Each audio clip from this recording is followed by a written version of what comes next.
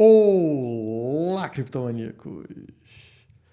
A Coinbase, maior corretora de criptomoedas do mundo, se uniu à BlackRock, maior gestora de recursos, gestora de ativos do mundo, e isso poderia fazer aí uma grande migração de capital institucional do tradicional para as criptomoedas. Aparentemente é uma notícia excelente, afinal vai entrar muito dinheiro para o mercado cripto e a gente vê aqui algumas pessoas comentando sobre a Ethereum atingir os $5.000 muito em breve, até devido à atualização The Merge que vai acontecer.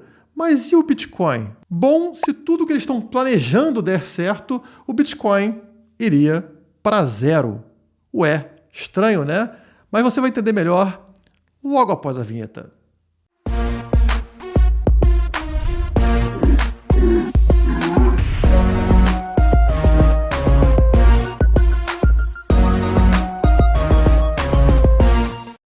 Sabe por que o Steve Jobs está te olhando com essa cara aqui, ó, te encarando sem um sorriso? Porque você ainda não deixou o like nesse vídeo. Então, aproveita esse momento, aperta o botão de like. Eu sei que você não gosta, dá muito trabalho apertar esse botão, mas hoje faz essa caridade, aperta o botão de like, que ajuda bastante ao canal e também ao Steve Jobs, que vai voltar aqui para a prateleira. Bom, hoje vamos fazer aquela construção, né, de várias notícias, de várias coisas que estão acontecendo nesse momento ao redor do mundo, para eu mostrar para vocês por que essa notícia da BlackRock, né, maior fundo de investimento, maior gestora de ativos do mundo, entrando para o mercado cripto, não é uma notícia tão positiva quanto aparenta. Vou começar com uma notícia que parece não estar correlacionada, mas na minha visão está. As criptomoedas têm 10 anos para se provarem úteis, diz o Vitalik Buterin, que é o fundador da Ethereum. Então ele deu aqui o prazo para que ele considera que as criptomoedas têm que provar sua utilidade, e eu até concordo com ele nesse ponto, né? A gente está falando aqui de em 2032 as criptomoedas se provarem como tecnologia, realmente com adoção em massa. Eu acho que é um tempo razoável para isso acontecer, né? Se a tecnologia não consegue ter grande adoção num período como esse, a tendência é que ela não vingue. Ele começa falando que criptomoedas têm somente 10 anos para provarem a sua utilidade, para se provarem úteis. Aqui eu já acho estranho, porque se isso é fato para outras criptomoedas, para o Bitcoin não, ele já se provou útil, a gente entende que o Bitcoin é uma proteção ao nosso dinheiro contra ataques externos, contra controle estatal, por exemplo. Então, permite a soberania do indivíduo, evita a inflação, evita o roubo do seu dinheiro. Então, ela é útil. Independente da questão de adoção, o Bitcoin já se provou útil, enquanto outras criptos ainda não, mas ele parece ignorar isso. E ele fala ou obsoletas. E aqui é um ponto bem estranho, né? Quando ele fala de obsoletas, criptomoedas obsoletas, ele provavelmente está se referindo ao Bitcoin. Afinal, o Bitcoin foi a primeira criptomoeda, né? Então, para dar aquele ar de que o Bitcoin é obsoleto, o Bitcoin é antigo, antiquado, deveria ser substituído por algo superior, algo que realmente se prove útil. Eu entendo isso como uma certa cutucada no Bitcoin, mas de forma educada. E ele continua nessa mesma linha ao falar que, na prática, as criptomoedas são de difícil execução, visto que a escalabilidade das soluções ainda é uma barreira na inovação.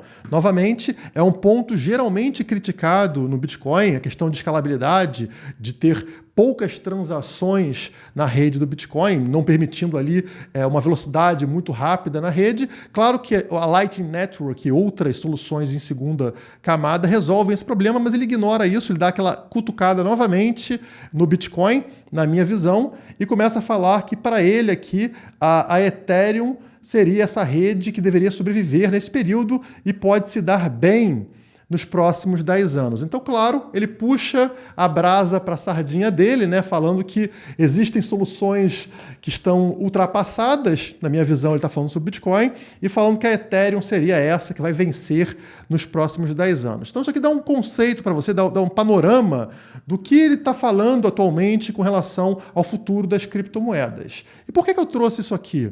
Porque essa é uma conversa que a gente está ouvindo com certa frequência, não só com relação ao Bitcoin ser uma criptomoeda ultrapassada, porque é poluente, porque gasta energia, mas também sobre CBDCs chegando, né? E que seria uma solução, seria a moeda estatal digital resolvendo os nossos problemas.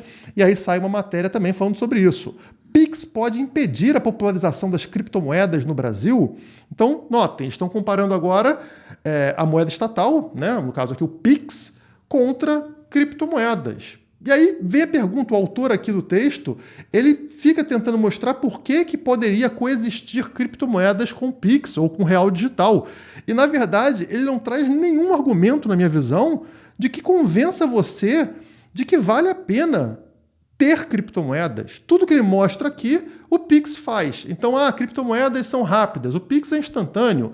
Criptomoedas podem ter taxas mais baixas. O Pix não tem taxa nenhuma, é de graça a transação e assim por diante. Então, no final do texto, você chega à conclusão de que não faz sentido você usar criptomoedas. Use o Pix, use o real digital, que ele é tão bom quanto as criptomoedas, ou até superior às criptomoedas. Então, não faz muito sentido você utilizar criptomoedas. Ele em nenhum momento aqui do texto fala sobre a real diferença das criptomoedas, aquilo que as torna útil, que no caso é a privacidade, é você não dar acesso a outros, incluindo o Estado, sobre aquilo que é seu, sobre o seu dinheiro. E existem diversas consequências disso, né, positivas, como, por exemplo, não ter inflação. Então, inflação é um problema principalmente para os mais pobres, que isso é solucionado por criptomoedas que fazem as coisas da forma correta, como, por exemplo, o Bitcoin. Mas isso não é mencionado no texto. Então, realmente, quando você tira essa questão que eu estou falando de privacidade, de soberania do indivíduo sobre o seu dinheiro, não faz nenhum sentido utilizar criptomoedas. Usar uma criptomoeda regulada pelo Estado, controlada pelo Estado, realmente não faz nenhum sentido, porque você perde exatamente a parte da palavra ali de cripto, que significa criptografia, ou seja, impedir que pessoas que estão fora de uma transação tenham acesso a essa informação. Então, se você tiver uma criptografia onde todo mundo sabe do que se trata a comunicação, não é criptografada, essa mensagem não está mais criptografada. Então, criptomoedas sem a parte cripto é somente uma moeda e, nesse sentido, é melhor você usar o Pix ou qualquer moeda estatal. Então, obviamente, não existe nenhum motivo para você impedir a popularização de criptomoedas que sejam reguladas, que sejam controladas pelo Estado, afinal, elas são inofensivas e, por sinal, piores do que o próprio Pix. Então não existe motivo para que isso aconteça. Na verdade, eles querem impedir a popularização do Bitcoin, porque o Bitcoin é a única criptomoeda verdadeiramente descentralizada. E aí está fora do controle do Estado. Então, na verdade, a tática é outra. A tática não é impedir a popularização das criptomoedas. Se é para usar elas como um cassino para você ganhar um dinheirinho aqui, perder um dinheirinho ali, sem problema nenhum. O problema é o Bitcoin. Então, a tática é justamente ir no sentido contrário. É você criar métodos para atrair pessoas para as criptomoedas, mas para as criptomoedas que eles escolherem, e não aquela que realmente é boa para você. E aí é nesse processo que vem a BlackRock e entra nesse mercado. BlackRock e Coinbase se unem para aumentar a participação de clientes institucionais no mundo cripto. Então, quer dizer, esse capital, esse dinheiro institucional de empresas, vai chegar via BlackRock. A BlackRock vai indicar quais são as criptomoedas, né, e como você faz para investir nessas criptomoedas.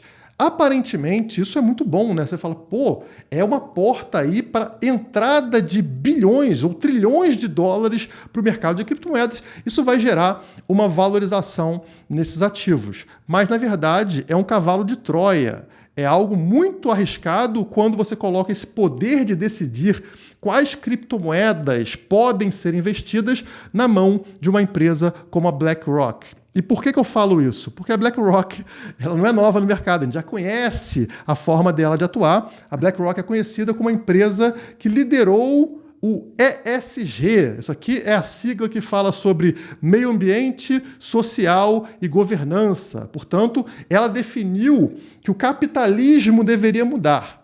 A gente deveria agora investir somente em empresas ESG, ou seja, empresas que se preocupam muito com o meio ambiente, com governança, com a parte social, tudo aquilo que parece muito bonitinho quando é falado, mas que na verdade por trás tem toda uma agenda, toda uma pauta socialista, uma pauta que quer implementar ali que tipo de agenda tem que ser apoiada ou não. Empresas que não estão com o rótulo ESG, o selinho da BlackRock, não devem receber dinheiro. Isso, como vocês podem notar, é uma manipulação de mercado. É a BlackRock, claro, como um braço do Estado, definindo quem deve receber ou não deve receber dinheiro. Então, essa matéria aqui de abril desse ano fala sobre a BlackRock liderando investidores ESG e pedindo mais e melhores dados. Olha ela invadindo detalhes de empresas, né? Então, olha os dados que ela quer ter acesso nas empresas para decidir se vai colocar dinheiro das pessoas ou não. Aspectos desde a etnia da equipe, ou seja, a cor dos seus funcionários. Os funcionários têm que cor? São amarelos, vermelhos, pretos, brancos, né? Isso é muito importante, obviamente, né? E ele quer esse tipo de dado para falar se vai colocar dinheiro na sua empresa ou não. E aí o que você, como empresa, é obrigado a fazer? Você é obrigado a colocar a cor que a BlackRock acha legal. É assim você recebe dinheiro, senão sua empresa pode entrar em falência. Até exposição às mudanças climáticas. Então, se a sua empresa ela defende mudanças climáticas, ela apoia a agenda e, sei lá, crédito de carbono, qualquer maluquice dessa, você recebe dinheiro. Se você não tiver esse tipo de coisa, você não recebe dinheiro e você quebra. Olha a manipulação de mercado, sempre no sentido daquela agenda que a gente já conhece, né, que está chegando aí. Então a BlackRock tem esse poder de centralizar essas decisões. E aqui a Bloomberg também falava sobre como a BlackRock tornou o ESG tão atraente em Wall Street. Claro, né? Então eles douraram essa questão do ESG, tornou isso muito atraente para todo mundo, falando, pessoal, invistam somente em empresas com esse selo ESG, né? Esse selo muito voltado ao meio ambiente, mudanças climáticas, senão vocês vão perder dinheiro, porque a gente não vai investir na sua empresa. Então, investidores, comprem somente ações de empresas ESG. E o que isso tem a ver com a questão deles entrarem para cripto? Bom, se eles trouxerem essa ideia do ESG, né, do meio ambiente, para dentro das criptomoedas, adivinhem se o Bitcoin vai receber o selo ESG ou não. O que vocês acham? Obviamente não. Então a BlackRock vai defender a compra de criptomoedas verdes, né, que não são tão poluentes quanto o Bitcoin, e aí entra a própria Ethereum, que está fazendo a migração do Proof of Work, né, da mineração, para o Proof of Stake, se tornando, portanto, uma criptomoeda verdinha e ótima para o meio ambiente, que é uma falácia, mas que isso vai ser comprado pelos grandes investidores. E aí a BlackRock fala que não pode permitir a compra de Bitcoin porque ele não é verde, ele não é ESG. E aí todo esse capital que está entrando no mercado vai ser direcionado para criptomoedas que a BlackRock definir como verdes ou como sustentáveis. E é nesse ponto que a Ethereum começa a ganhar muito mais recurso, né? E quem sabe chegar próximo daquilo que é o sonho do Estado e também, obviamente, do Vitalik Buterin, que é o flippening. É a Ethereum passar o valor de mercado do Bitcoin, se tornando a principal criptomoeda do mercado. E isso embrulha o meu estômago porque, na verdade, o que a BlackRock está fazendo como belo braço do Estado é dando controle do Estado sobre o nosso dinheiro mais uma vez. Porque se essas criptomoedas, Proof of Stake, ou seja, aqueles que possuem mais dinheiro dentro da rede têm mais poder, ninguém tem mais dinheiro do que o Estado pode imprimir dinheiro infinitamente e controlar essas redes. Então, quer dizer, não é uma rede confiável, segura, muito menos descentralizada, e essa é a ideia final, o objetivo final tanto do Estado como de grandes instituições financeiras, como a própria BlackRock. Então estão fazendo tudo no caminho que a gente sabe que é continuar controlando, mantendo todo o poder, o controle do dinheiro na mão do Estado e dos grandes bancos, dos grandes fundos de investimento. E, infelizmente, as pessoas acabam caindo nessa pegadinha. Agora, isso pode se tornar um tiro no pé da BlackRock, porque, ao fazer isso, ela permite uma grande adoção das criptomoedas. Muito dinheiro para as criptomoedas, elas vão subir muito de valor, talvez passar aí a capitalização do próprio ouro, se tornando extremamente importante globalmente e é um caminho sem volta. Então, quer dizer, eles estão apostando as fichas de que eles têm esse poder, esse controle de direcionar o capital e qual criptomoeda vai vencer no futuro. Mas, se isso não der certo e as pessoas começarem a migrar para o Bitcoin, que é descentralizado, e aí a BlackRock vai quebrar, né? Vai estar se enforcando com a própria corda dela, e essa é a minha aposta. Eu acho que o que vai acontecer é isso. Na hora que o capital começa a migrar para criptomoedas, mais pessoas estudam sobre isso, mais pessoas entendem sobre criptomoedas, e boa parte das pessoas começam a migrar depois para o Bitcoin, independente do que a mídia falar sobre ele. Então pode ser um tiro no pé. Agora, no curto prazo, você pode ganhar com esse movimento. Se você sabe que o capital está tendendo a migrar para Ethereum, por que você também não usa isso no curto prazo para ganhar dinheiro? Eu não estou falando aqui de questão ética, né? Isso aí pode ser realmente uma questão dúbia, mas para quem está pensando somente aí em trade, isso pode ser interessante, como essa matéria aqui está falando. Ethereum pode subir até 270% após the merge, que é a atualização da Ethereum, essa migração do Proof of Work para Proof of Stake, mas há outros 3 cenários possíveis. Quem falou isso foi o trader bilionário Arthur Hayes. Ele escreve textos fantásticos, inclusive quem quiser ler aí na internet, eu aconselho, porque realmente são textos muito profundos, muito positivos, que ele fala sobre o mercado cripto. E os cenários que o Arthur Hayes traz, né, ele fala aqui sobre essa migração, são o seguinte: ele falou que, na visão dele, o Fed dará uma guinada, sinalizando um corte futuro nas taxas de juros, ou seja, as taxas de juros estão subindo agora, deixariam de subir, e aí teria uma tendência de voltar, né, de cair novamente, e uma retomada da expansão do seu balanço patrimonial. Então o Fed voltaria a imprimir dinheiro, a comprar coisa, aumentar o seu balanço, tudo aquilo que a gente viu anteriormente que fez com que as criptomoedas subissem, né? Então, essa é a visão dele, é o que ele acha que vai acontecer futuramente.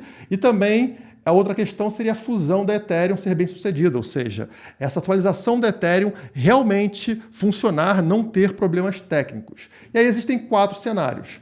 Acontece essa guinada do Fed, ou seja, ele realmente volta a imprimir dinheiro e a atualização da Ethereum é bem sucedida.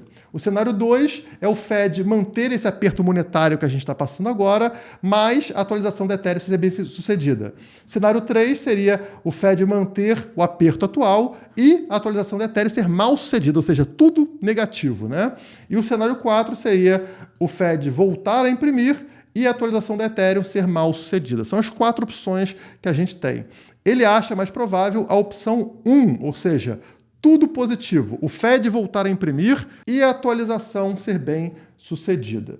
Nesse cenário, ele compara com novembro de 2021, quando o Banco Central dos Estados Unidos estava imprimindo dinheiro, as shitcoins estavam em ascensão, ou seja, dinheiro de graça, né? E aí as shitcoins estão bombando, e a atenção começou a mudar para a narrativa otimista em torno da atualização da Ethereum em 2022.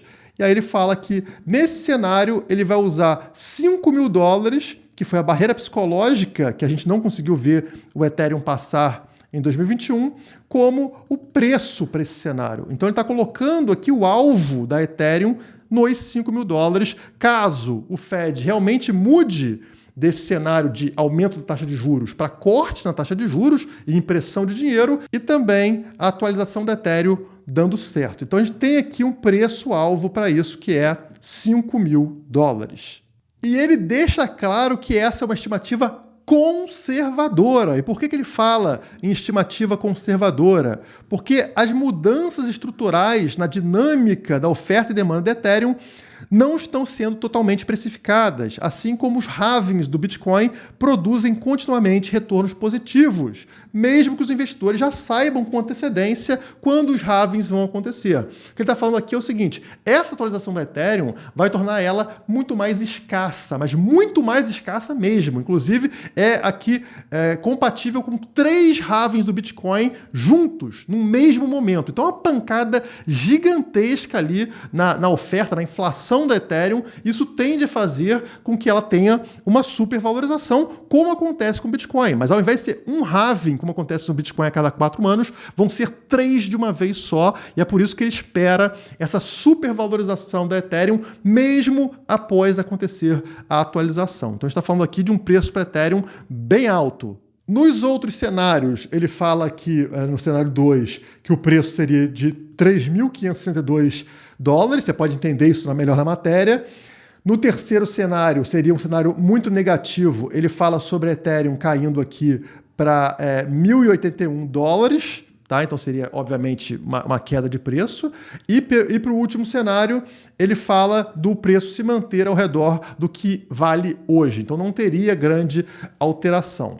Mas, como ele falou, ele espera que aconteça o cenário 1. Ele acha muito mais provável do que os outros. E se você fizer um preço médio aqui das probabilidades que ele colocou, a Ethereum ficaria ao redor de $2.815. Então, assim, no geral, o sentido é para cima, ou seja, valorização da Ethereum nos próximos meses. E isso sem falar no que eu falei para vocês anteriormente, que é a entrada desse capital institucional via BlackRock estar direcionada para esse tipo de ativo, né? Ativos verdes, ESG, onde a Ethereum se encontra e o Bitcoin não.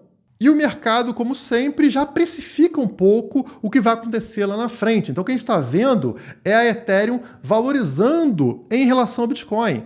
O Ether subiu 50% em relação ao Bitcoin nos últimos 30 dias. Então está valorizando com força, como vocês vão ver no gráfico. Esse é o gráfico Ethereum barra Bitcoin, um gráfico diário. Notem aqui o que vem acontecendo. A Ethereum vem ganhando valor sobre o Bitcoin. Ela que estava posicionada aqui no dia 13 de julho ao redor de 0,05 BTC, ou seja, 5% de um Bitcoin, um Ethereum valendo 5% de Bitcoin, já subiu e nesse momento se encontra em 0,074, ou seja, um Ethereum valendo 7,4% do Bitcoin, uma grande valorização num curto espaço de tempo, e agora ela começa a mirar mais uma vez aquele nosso alvo lá no 0,1 BTC, ou seja, Ethereum voltando a valer 10% do Bitcoin, que aconteceu por último aqui, ó, lá no início de 2018. Então faz muito tempo que isso não acontece, e agora tudo indica que a gente vai buscar mais uma vez essa linha branca, né? Esse alvo do 0,1, e quem sabe a alta histórica aqui desse gráfico foi em 0,15, um Ethereum valendo 15% de um Bitcoin.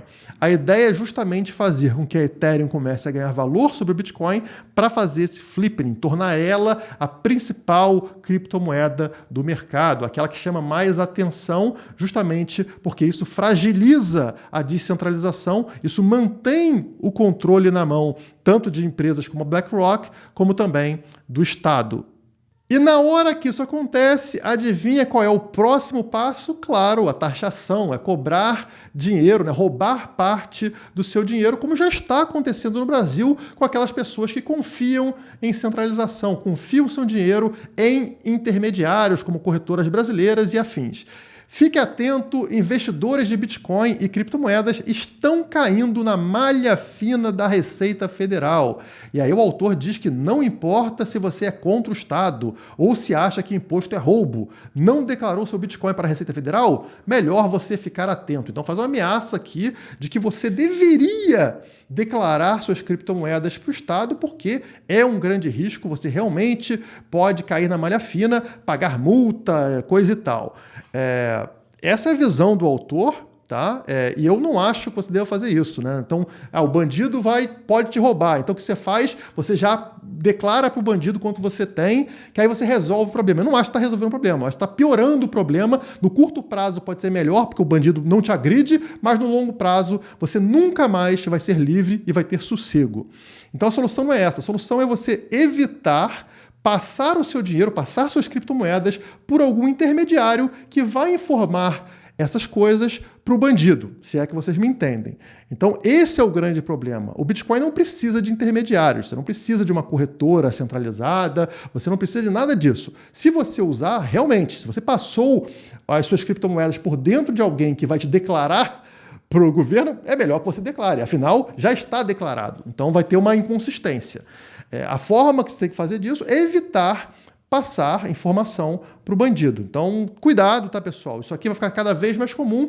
E imagine depois que a BlackRock começar a criar esse canal, direcionando para onde vai o dinheiro. Aí realmente complica bastante, né, pessoal? E um outro problema dos impostos é que eles aumentam o custo de produtos e serviços. Então isso se torna muito mais caro para as pessoas, né? Claro, se o governo vai embutir ali 50% de imposto num produto, num remédio, por exemplo, adivinha se o remédio vai ficar mais caro ou mais barato para você? Vai ficar mais caro. A mesma coisa acontece com serviços de criptomoedas, como, por exemplo, corretoras. Isso proíbe pessoas mais pobres de terem acesso a esses serviços e produtos. Para quem é muito rico, não faz diferença, mas para quem é pobre, realmente inviabiliza um produto ou serviço e aquela pessoa continua na pobreza, que é uma tristeza, né? Realmente o Estado é feito para transferir riqueza de quem é mais pobre para quem é mais rico. E na hora que começar a ficar muito difícil, como por exemplo a inflação muito alta, como que o Estado resolve esse problema? Ele vai cortar o imposto? Claro que não. Ele vai criar um novo imposto para combater o custo de vida muito alto. A inflação tá bombando? Como é que o Estado resolve? Ele não vai cortar o imposto, ele vai criar um imposto contra a inflação. Olha que fantástico, pessoal. A Espanha criou um imposto sobre lucros extraordinários de empresas de energia e bancos. E para que eles criaram esse imposto, pessoal? Para financiar políticas que visam mitigar os impactos das altas nas contas de eletricidade e dos alimentos. Então, só para explicar para vocês, então, o que acontece? A conta de energia, a conta de luz está muito cara. Então, como é que o Estado vai resolver o problema da inflação na conta de luz? Ele cria um imposto sobre empresas de energia. Então, o que acontece? Já estava caro. Aí ele coloca mais um imposto em cima dessa empresa. O que essa empresa vai ter que fazer? Vai ter que repassar esse custo para você.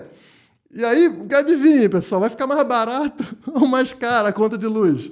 É claro que vai ficar mais cara, mas para o Estado não. Na hora que ele criou um imposto, isso vai resolver o problema. Então, a pessoa não tem o que fazer. É uma coisa tão maluca, eu não consigo entender. E aí, obviamente, o cara aqui, uma das empresas envolvidas, que é um banco lá da Espanha, falou o seguinte: presidente executivo do Santander diz que inflação dificilmente se combate com impostos. Pô, gênio, né? Pô, claro, o cara descobriu uma coisa muito difícil. Você não vai combater a inflação, onde uma das consequências é o aumento de custo de vida, embutindo mais um custo que é o imposto. Não faz sentido, né, pessoal? Não faz nenhum sentido, mas é assim que o Estado faz. Ele não usa a lógica, ele usa a lógica dele ganhar mais dinheiro. Ele vai usar tudo como desculpa para conseguir captar mais recursos. Então, essa é a ideia do Estado. Se as criptomoedas são usadas e servem para você proteger o seu dinheiro desses parasitas, tirar o dinheiro da mão deles, eles têm que criar uma forma de que isso não aconteça, de que você não use o Bitcoin, que você use a moedinha onde eles têm total acesso, total controle do dinheiro para continuar te roubando, para continuar te cobrando imposto. E nisso entra grandes empresas que hoje são utilizadas para investimento, como a BlackRock, que é a principal do mundo, né? Entrando para o mercado cripto e aí decidindo para onde vai esse dinheiro. E podem ter certeza que esse dinheiro não vai para o Bitcoin, vai para outro lugar. Mas como eu falei para vocês, no final o bem vai vencer, tá? Vai ser um tiro no pé. Então, no curto prazo a gente vai sofrer, vamos ver a Ethereum subindo provavelmente aí, tendo uma valorização acima da do Bitcoin, mas no longo prazo as pessoas vão se dar conta de que, peraí, gente, eu estou tendo uma valorização acima, mas estou pagando aqui 50% de imposto, ou pagando imposto aqui para reduzir o custo de vida. Não faz muito sentido. No final das contas, eu não estou ganhando dinheiro, estou perdendo. Então, vou ter que migrar para alguma coisa que realmente proteja o meu dinheiro. Então, no curto prazo pode ser negativo, mas para o longo prazo isso vai fazer as pessoas entrarem para as criptomoedas e que a tecnologia, como o Vitalik falou, realmente se prove útil no longo prazo. Daqui a 10 anos, vamos todos rir dessa situação bizarra que a gente está vivendo e o Bitcoin vai nos salvar. É isso, pessoal. Se você gostou desse vídeo, que eu achei realmente hilário, deixa o like aí, se inscreve no canal, caso ainda não seja inscrito, e compartilhe ele nas suas redes sociais. Por hoje é só, muito obrigado e até a próxima.